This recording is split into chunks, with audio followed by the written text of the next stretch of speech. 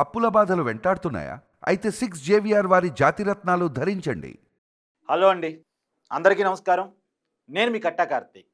చాలామంది తాచిపాము పగబడుతుందని నమ్ముతారు. నిజమో కాదో తెలియదు కానీ తాచిపాము ఒక్కసారి పగబట్టిందంటే సప్త సముద్రాలు దాటొచ్చైనా కాటేస్తుంది అనేది చాలామందికి ఉండే నమ్మకం. నిజమో కాదో మాత్రం తెలియదు. కానీ అమెరికా అధ్యక్షుడు డొనాల్డ్ ట్రంప్ పగబడితే ఎలా ఉంటుంది అనేది ఇవాళ మనం చూస్తున్నాం. ట్రంప్ తన విశ్వరూపాన్ని చూపిస్తూ ఉన్నారు వరుస నిర్ణయాలతోటి. ఈరోజు ఒక రకంగా బ్యాడ్ మార్నింగ్ చెప్పారు భారతీయులకి. H1B వీసాల మీద సంచలన నిర్ణయం ప్రకటించారు.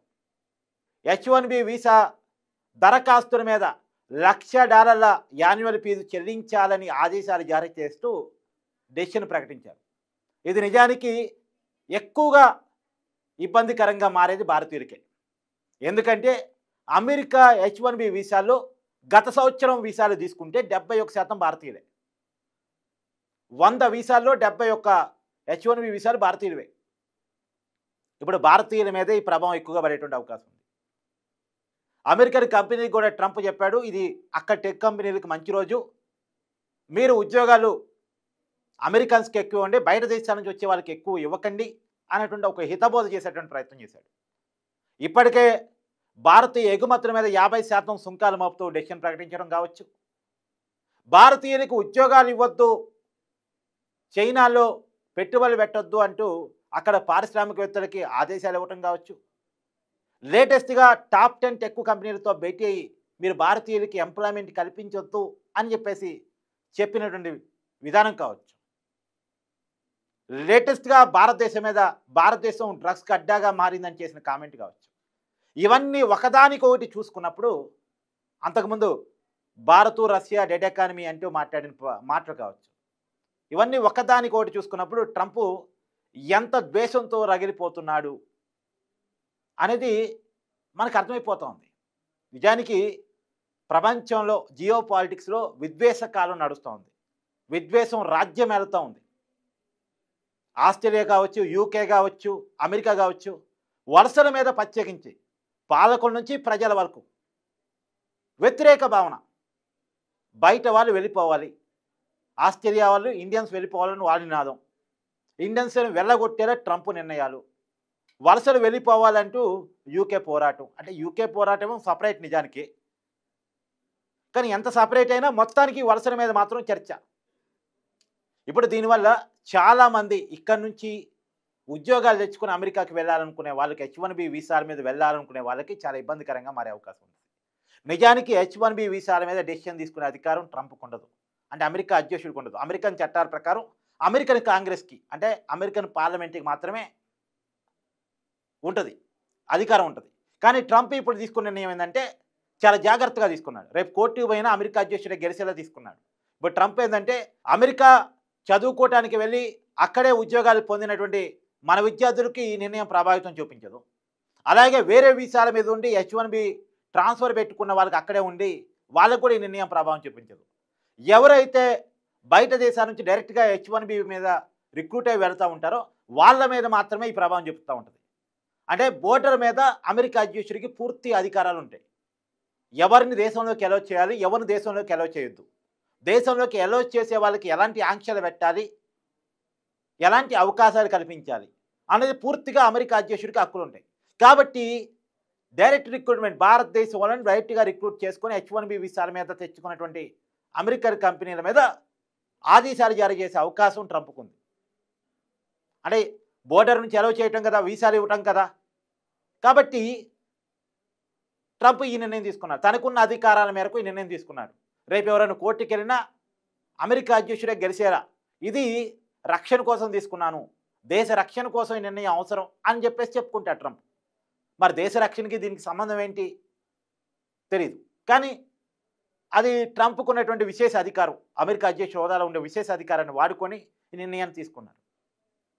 అక్కడే చదువు కోసం వెళ్ళి అక్కడే ఉద్యోగాలు సంపాదించుకునే వాళ్ళు ఇది కొంత వెసులుబాటే.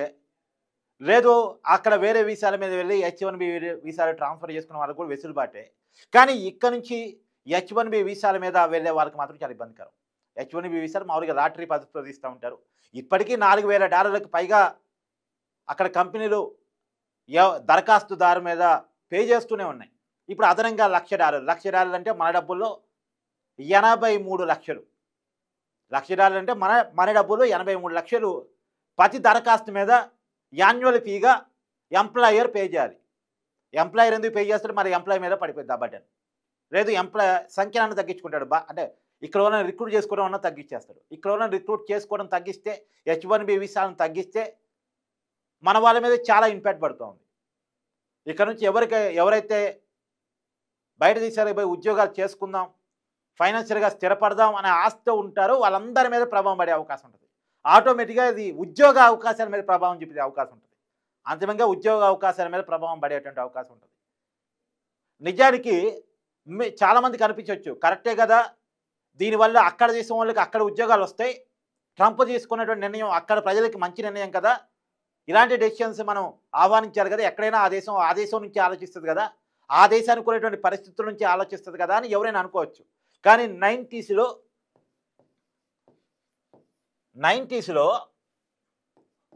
ప్రపంచీకరణ, ప్రైవేటీకరణ, సరళీకరణ, లిబరలైజేషన్, గ్లోబలైజేషన్, ప్రైవేటైజేషన్ అనేటువంటి పాలసీని తీసుకొచ్చి, LPG అంటారు, ఈ పాలసీని తీసుకొచ్చి ప్రత్యేకించి గ్లోబలైజేషన్ ద్వారా అంటే ప్రపంచీకరణ ద్వారా ప్రపంచాన్ని చాలా కుగ్రామంగా మారుద్దాం, దేశాల మధ్య బోర్డర్స్ చెరిపేద్దాం, ఎవరు ఎక్కడ అవకాశం ఉంటే అక్కడ వ్యాపారం చేసుకోవాలి, ఎక్కడ ఎవరికి అవకాశం ఉంటే అక్కడ ఉద్యోగం చేసుకోవాలి, ఈ దేశాలు ఏంటి, ఈ బోర్డర్స్ ఏంటి, మన మధ్య ఈ రూల్స్ ఏంటి, నో రూల్స్ అన్నీ ఎత్తేయండి, సరళించండి, లిబరలైజ్ చేయండి, వ్యవస్థను మొత్తం ప్రైవేటైజ్ చేయండి, మొత్తం గ్లోబలైజ్ చేయండి, ఎక్కడ అవకాశాలు అంటే అక్కడికి ఎగిరిపోయేలా ఉండాలి అని చెప్పేసి ఒక పాలసీని ప్రపంచం మీద రుద్ది భారతదేశంలో ఉన్నటువంటి మానవ వనరులకి డాలర్ని ఆశగా చూపించి, డాలర్కి రూపాయికి ఉన్న వ్యత్యాసాన్ని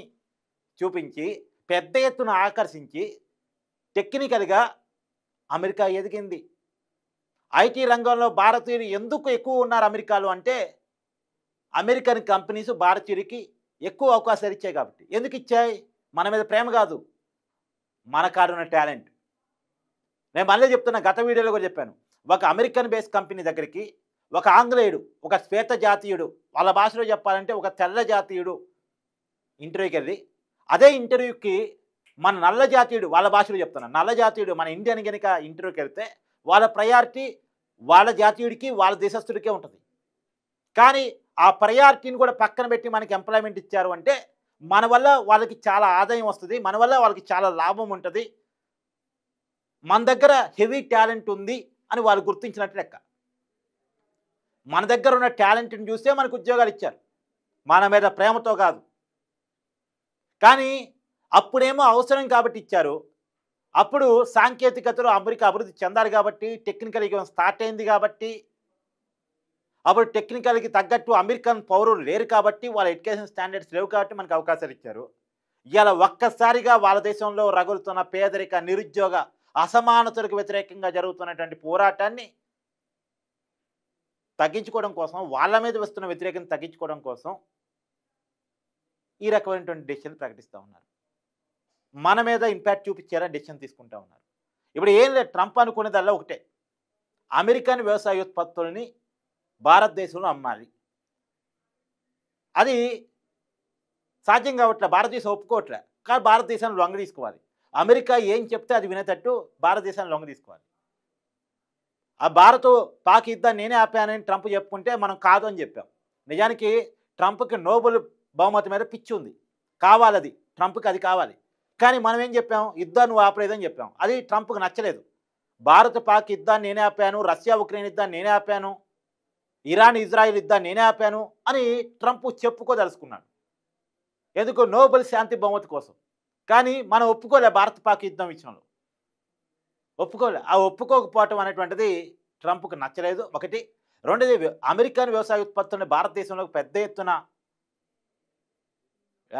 ఇంపోర్ట్ చేసి ఇక్కడ సేల్ చేయాలని చూస్తే దానికి కూడా మనం ఒప్పుకోలేదు. ఎందుకంటే అక్కడ వ్యవసాయ ఉత్పత్తులు కనుక మన దేశంలోకి వస్తే మన దేశంలో అవి చౌకగా దొరుకుతాయి, అవి మన వ్యవసాయ ఉత్పత్తులను డామినేట్ చేసి పడేస్తే మన రైతులు ఇబ్బంది పడతారు.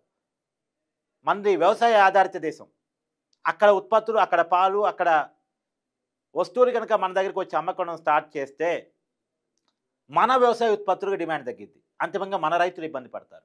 కాబట్టి మనం ఆ పని చేయాలని అనుకోలేదు. అదే మనం లొంగట్లేదు అనే కాడే ట్రంప్ రగిలిపోతూ ఉన్నాడు. అందుకనే మన మీదే ఇంపాక్ట్ పడిద్దని ట్రంప్కి బాగా తెలుసు. H1B వీసాల్లో 71% మనమే ఉన్నాం గత సంవత్సరం అనే విషయం ట్రంప్కి బాగా తెలుసు. మన మీద ఇంపాక్ట్ పడిద్దని ట్రంప్ ఈ నిర్ణయం తీసుకున్నట్టు తెలుస్తూ ఉంది. ఈ నిర్ణయం మీద మీ అభిప్రాయాన్ని కూడా కామెంట్ రూపంలో తెలియజేయండి. Thank you.